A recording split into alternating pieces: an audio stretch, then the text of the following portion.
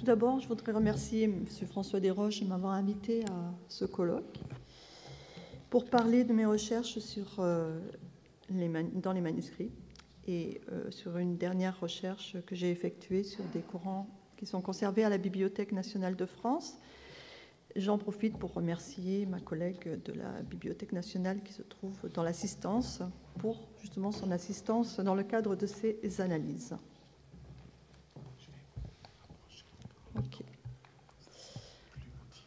Ok, je vais essayer de parler plus fort. Lorsque l'on parle d'analyse dans les manuscrits, l'on peut s'interroger sur ce que cela veut dire et sur ce que cela implique en termes de faisabilité et de respect de l'objet patrimonial, surtout lorsque l'objet d'étude est un manuscrit très ancien et que ce dernier est déjà fragilisé par le cours de son histoire. La réflexion tiendra au questionnement sur l'objet, aux avancées technologiques du moment et à l'adaptation possible du matériel.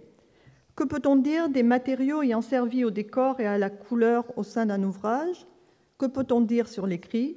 Qu'en est-il ensuite entre deux ouvrages qui semblent proches? C'est selon ces considérations que les analyses que je vais vous présenter ont été développées au laboratoire du CNRS dans lequel j'exerce par mon prédécesseur Bernard Guinaud, ce dernier m'ayant en quelque sorte transmis le relais lorsque pour lui l'heure de la retraite a sonné. Je travaille à ce jour en toute conformité avec l'idée de préservation de l'intégrité des ouvrages, avec des appareils adaptés pour l'analyse sur site. L'observation fine est primordiale et l'on ne peut se passer d'une loupe binoculaire de bonne qualité. Cela permet de mieux percevoir les états de surface. Ici, cette rosette qui avait un point central de décoration et qui a sauté, et sur lequel on voit bien la couche sous-jacente. Ici, une couche bleue qui a disparu, mais dont il reste quelques traces. Ici, des points de vocalisation qui, hélas, ont attiré les fibres des intercalaires qui se trouvaient à proximité.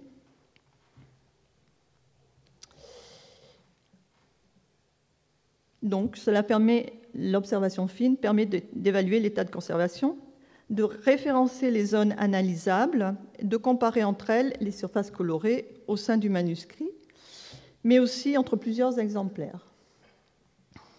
L'analyse spectroscopique à partir d'une source de lumière conduite par des fibres optiques qui éclairent la surface étudiée, ici, permettra de recueillir un signal pouvant caractériser le matériau de la couleur du fait des composés moléculaires ou chromophores présents à l'intérieur de lui.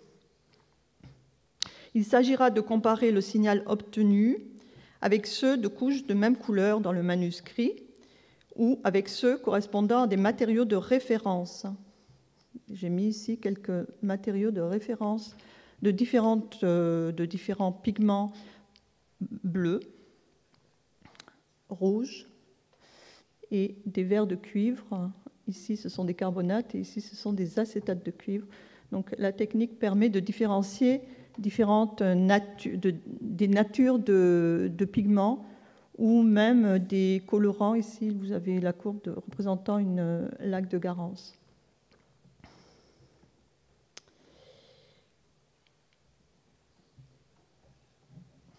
L'analyse spectrale par fluorescence X, dont on vous a parlé précédemment, permettra la connaissance des éléments constitutifs de la surface de couleur, de la surface métallique ou de celle de l'encre.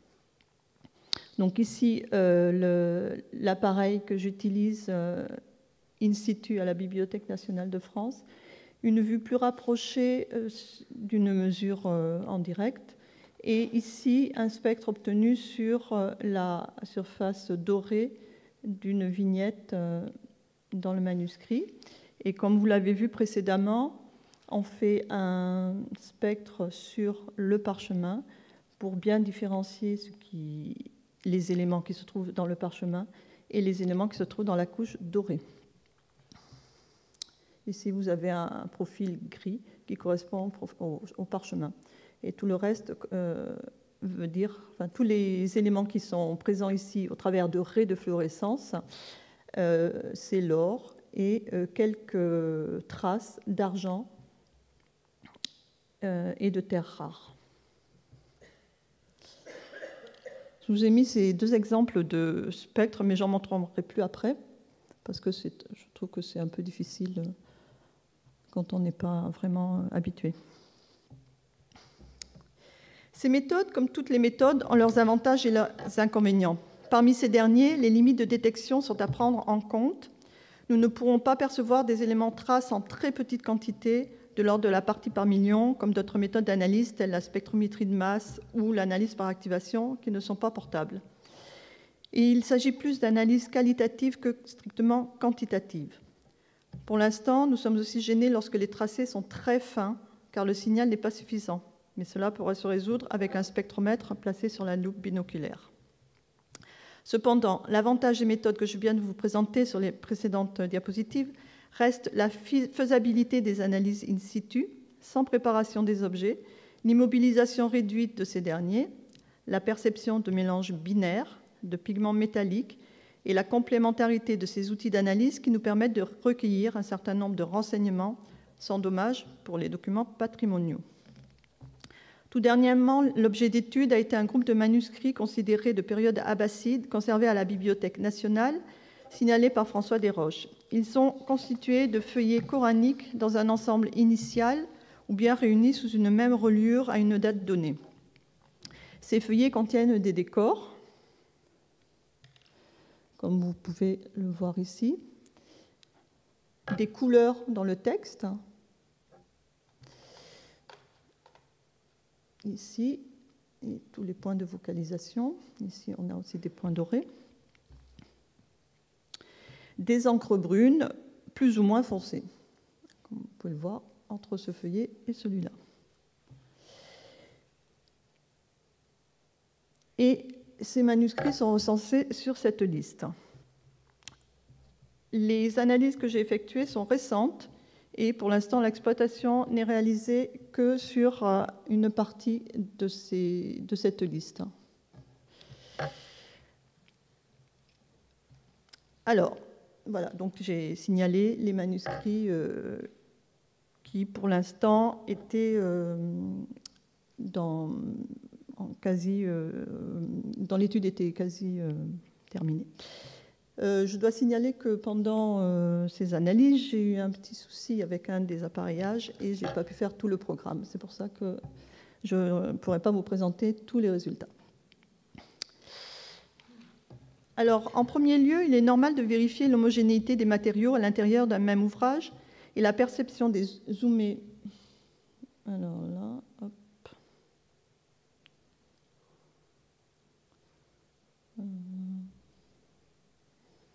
Bon.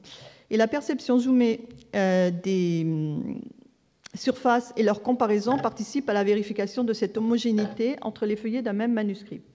Suite à cet examen, nous pouvons définir la palette de couleurs représentée en différenciant la palette employée pour le texte de celle employée pour les décors, c'est-à-dire les pages tapis, les vignettes de marge ou bien insérées dans le texte.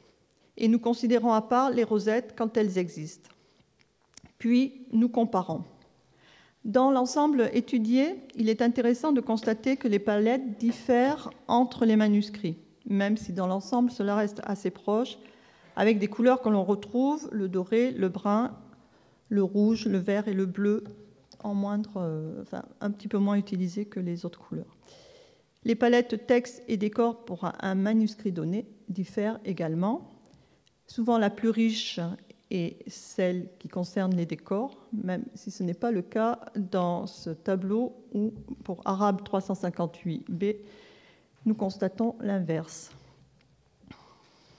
La couleur de l'encre est également à prendre en compte. Pour les manuscrits cités, elle se situe dans un classement de couleur brun à brun noir. Enfin, le résultat des analyses spectrales, sur lesquelles je reviendrai, vient apporter des éléments supplémentaires pour abonder ou pas dans le sens de la perception visuelle. Afin de vous permettre de mieux appréhender cette recherche, je vous propose de regarder de près l'Arabe 353A. Il peut être perçu dans un premier temps comme homogène au niveau des décors. En effet, nous constatons des similitudes d'élaboration pour les couches dorées des décors tapis,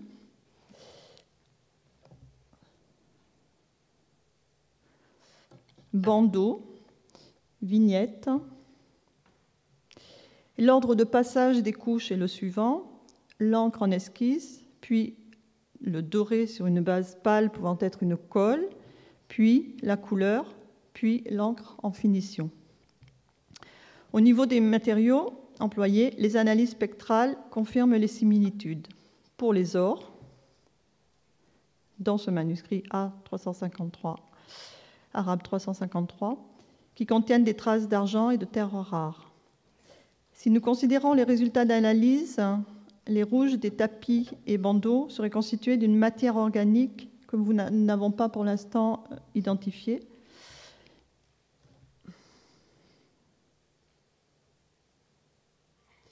Donc ça, c'était pour montrer l'application des couches successives avec l'encre en dernier qui vient se superposer.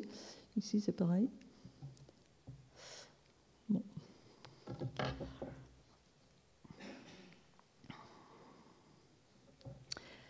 Les verres sont des verres de cuivre, plutôt des acétates que des carbonates. Et les bruns sont des matériaux assimilables à ceux d'une encre.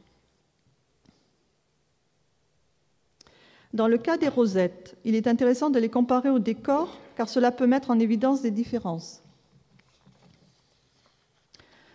Des différences dans la technique pour poser l'or. Sur cette diapositive, une sous-couche brune est bien visible, qui n'a pas été vue dans les décors pleine page, où une base claire peut correspondre à une colle d'or.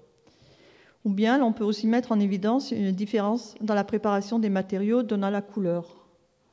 La couleur rouge, ici, différente entre la rosette et un décor de vignette dans le texte.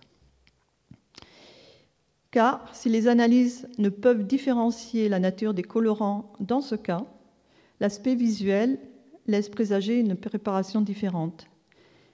Et en fonction de ces résultats, nous pouvons avancer que les décors et les rosettes n'ont pas été installés par la même main et que cela peut se faire à distance plus ou moins longue de l'installation des décors. Si nous regardons de près le texte, nous pouvons constater des états de surface différents selon la charge du calame. Ici, vous avez une encre plutôt très claire, une encre brun moyen et une encre très foncée.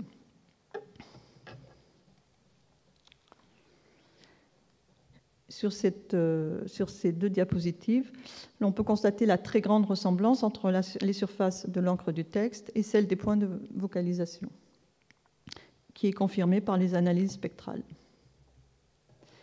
Nous pouvons constater des états de surface pour les points rouges de vocalisation différents, bien que ces différences n'apparaissent pas d'après les pigments mis en évidence par les analyses spectrales. Nous constatons un aspect métallique visible pour certains points rouges, qui sont constitués des mêmes pigments que pour ce point.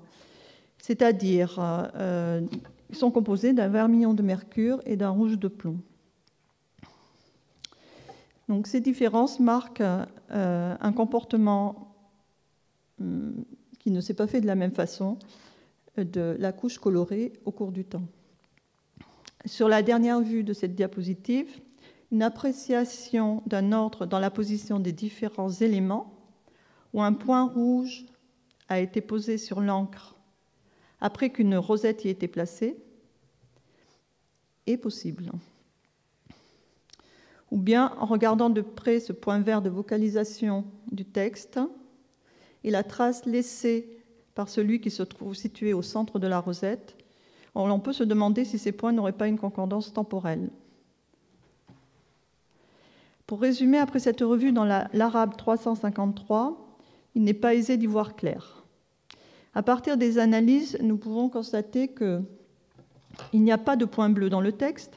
Les matériaux des points rouges du texte diffèrent de ceux des décors, puisque ce n'est pas très lisible, mais dans le décor, le matériau rouge est un matériau organique à partir d'un colorant que nous n'avons pas identifié. Et les points rouges de vocalisation sont une association de rouge de mercure et rouge de plomb. Vermillon de mercure et rouge de plomb, qu'on appelait aussi minium. Quand la nature des pigments ou des colorants ne diffère pas, cela ne veut pas obligatoirement dire que les couches colorées sont semblables. Elles peuvent n'avoir été préparées de la même façon, n'avoir pas été préparées de la même façon, mettant en cela en avant des différences de technique et donc de main probables. Le temps a laissé son empreinte dans le manuscrit et l'on y constate souvent le noircissement des surfaces pour les points verts de vocalisation qui deviennent des points noirs, et parfois aux endroits où l'encre de finition passe sur les couches colorées. Ici, ici, ici, ici. À quoi attribuer cela ? Une réaction au cours du temps entre les couches, un échauffement accidentel, les deux, nous ne le savons pas. Ainsi, chaque manuscrit étudié est passé à la loupe et va se révéler. Dans le cas de Arabe 358, il s'agira en outre du fait que le feuillet 21V se démarque avec ses 8 lignes au lieu de 6 et son encre différence. Avec, pour les encres, si je remets la diapositive précédente,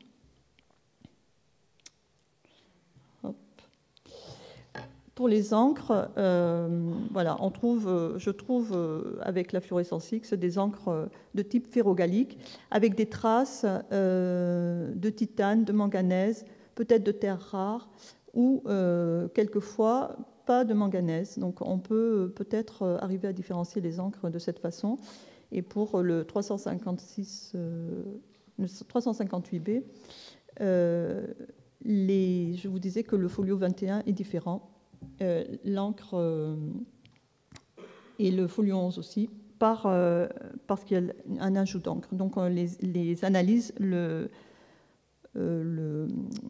précisent. Dans le cas d'Arabe 361, une mise en évidence de l'inhomogénéité entre les points rouges de vocalisation, donc un des apports des analyses. On voit très bien ici la surface rouge qui n'est pas la même.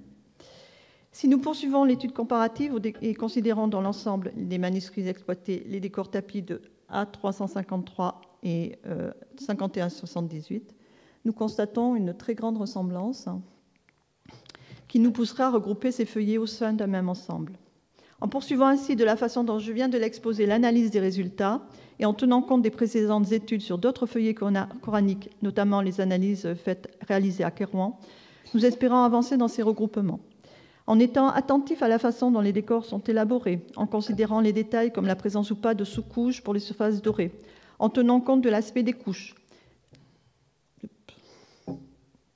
des résultats des analyses spectrales, nous pouvons bien avoir une idée plus précise de la fabrication de l'écrit et des décors et participer à la compréhension de la fabrication d'un manuscrit, complétée peut-être par une remise en temporalité de la vocalisation du texte primitif, grâce à une analyse conjointe avec les chercheurs des autres champs d'études. Je vous remercie.